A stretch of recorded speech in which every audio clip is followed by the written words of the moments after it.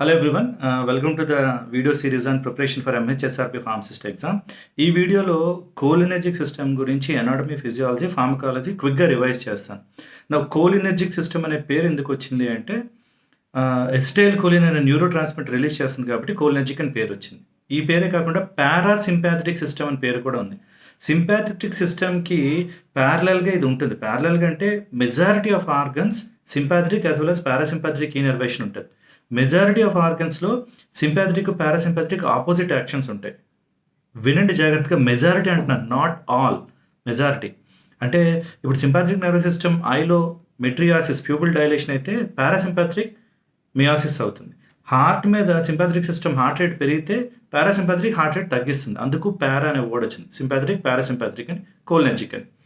నా ఎనాటమీ చూస్తే ఈ ఎనాటమీ వైజ్గా కోలినర్జిక్ సిస్టమ్ని క్రేనియో సాక్రల్ సిస్టమ్ అని అంటారు. క్రేనియం అంటే బ్రెయిన్, సాక్రమ్ అంటే bottom part of the spinal cord.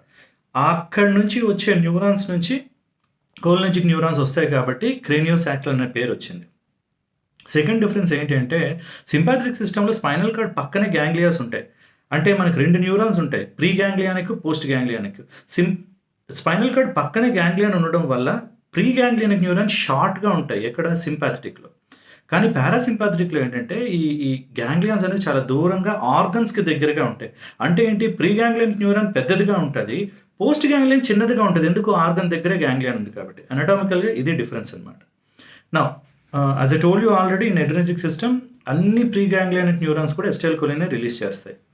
నా కొన్ని postganglion neuron acetylcholine release చేసే వాటిని మనం కోలినర్జిక్ సిస్టంలో కన్సిడర్ చేస్తాం. అయితే కొన్ని ఎక్సెప్షన్స్ ఉన్నాయి. ఎనటామీ వైజ్గా స్వెట్ గ్లాండ్స్ వచ్చే ఈనర్వేషన్ని సింపాథటిక్ సిస్టమ్ అంటారు. ఎందుకంటే అది గ్యాంగ్లియాన్ దగ్గరగా ఉంటుంది స్పైనల్ కార్డ్కి. కానీ neurotransmitter acetylcholine release చేస్తుంది. ఇదొక ఎక్సెప్షన్. రెండు, ఎడ్రినల్ గ్లాండ్కి వెళ్ళే ఆ సింగిల్ న్యూరాన్ కూడా ఎసిటైల్ కోలిన్ రిలీజ్ చేస్తే అది నికోటినిక్ రిసెప్టార్ మీద యాక్ట్ చేసి ఎడ్రినలిన్, నార్ ఎడ్రినలిన్ రిలీజ్ అవుతాయి. ఇదొక ఎక్సెప్షన్. సో ఇది ఎనాటమీ వైజ్గా. ఫిజియాలజీ వైజ్గా చూస్తే ఆ నర్వ్ ఎండ్ దగ్గర acetyl CoA combines with choline acetyltransferase అనే ఎంజైమ్ వల్ల రెండు కంబైన్ అయ్యి ఎసిటైల్ కోలిన్ బయోసిన్థసిస్ అవుతుంది.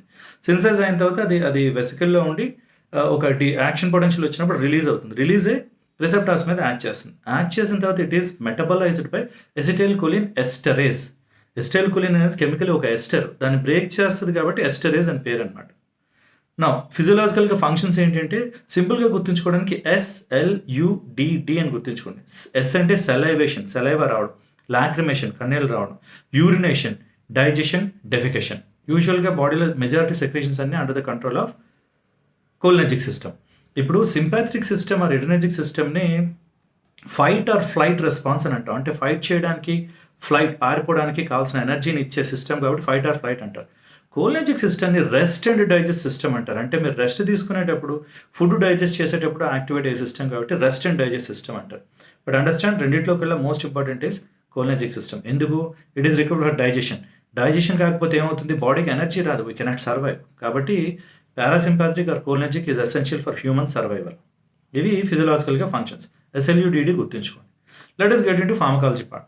ఫార్మకాలజీ వైజ్గా agonist or mimetic, cholinomimetics or cholinoagonist అంటే రెండు రకాలు ఉన్నాయి, directly acting, indirectly acting. Directly acting అంటే డైరెక్ట్గా రిసెప్టార్స్ మీద యాక్ట్ చేస్తారు. అందులో మళ్ళీ ఎస్టర్స్ ఉన్నాయి, న్యాచురల్ ప్రొడక్ట్స్ ఉన్నాయి. ఎస్టర్స్ అంటే ఇప్పుడు ఎసిటైల్ కోలిన్, మెథకోలిన్, కార్బకాల్, బెథనికాల్ అని ఉన్నాయి. ఈ 4 ఎస్టర్స్.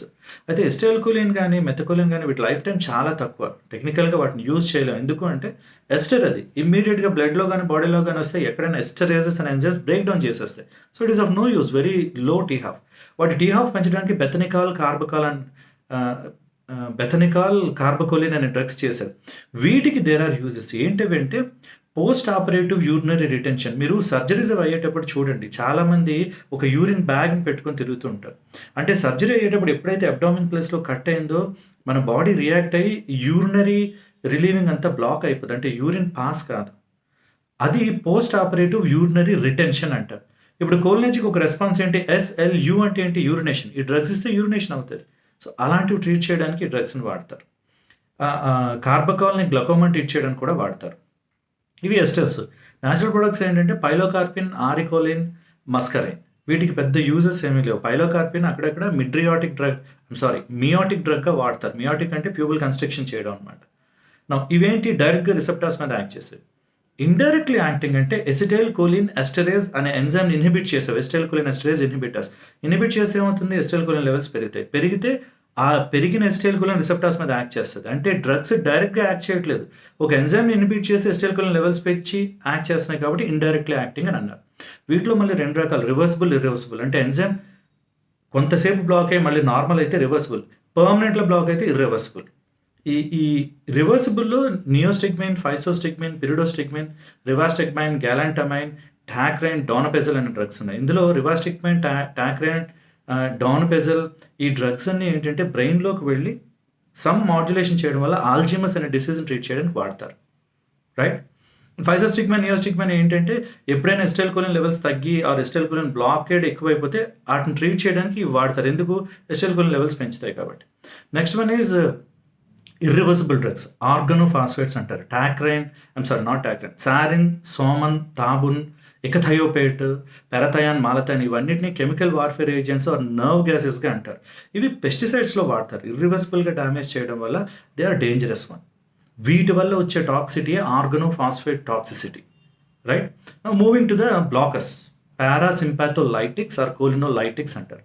ఎట్రోపిన్ కైండ్ ఆఫ్ డ్రగ్సే ఎక్కువ, రైట్. నౌ బ్లాకర్స్లో చాలా ఒక్కొక్క డ్రగ్కి ఒక్కొక్క పర్టికులర్ యూజ్లా ఉందన్నమాట. ఇప్పుడు ఎట్రోపిన్, హోమెట్రోపిన్, సైక్లోపెంటలేట్ అనే డ్రగ్స్ని మిడ్రియాటిక్ ఆర్ సైక్లోప్లెజిక్స్గా వాడతారు. అంటే మీరు ఎప్పుడైనా ఆక్యులర్ టెస్టింగ్కి వెళ్తే ఐ టెస్టింగ్ చేసేటప్పుడు హోమెట్రోపిన్ డ్రాప్స్ వేస్తారు. అది ప్యూపుల్ని డైలేట్ చేసి లోపల విజువల్ అంటే క్లియర్గా ఐ లోపల చెక్ చేయడానికి యూజ్ అవుతుంది. వాటిని మిడ్రియాటిక్స్ అంటారు. ఇప్రాట్రోపియం, టయాట్రోపియం అని 2 డ్రగ్స్ ఉన్నాయి. ఈ డ్రగ్స్ ఏంటంటే దే ఆర్ రెస్పిరేటరీ సెలెక్టివ్. అంటే రెస్పిరేటరీ ట్రాక్ దగ్గర కోలినర్జిక్ సిస్టమ్ రెస్పాన్స్ బ్లాక్ చేస్తే ఏమవుతుంది అంటే సెక్రీషన్స్ తగ్గితే మీరు ఆస్మా, సిఓపిడిని ట్రీట్ చేయొచ్చు. పెరెన్జిపైన్, టెలెన్జిపైన్, ప్రొపాంథలిన్ అనే డ్రగ్స్ మన జిఐ ట్రాక్లో వర్క్ చేస్తాయి. అక్కడ మస్కారినిక్ రిసెప్టార్ని బ్లాక్ చేస్తే ఎసిడిటీ తగ్గుద్ది, సో అల్సర్ని ట్రీట్ చేయడానికి వాడతారు.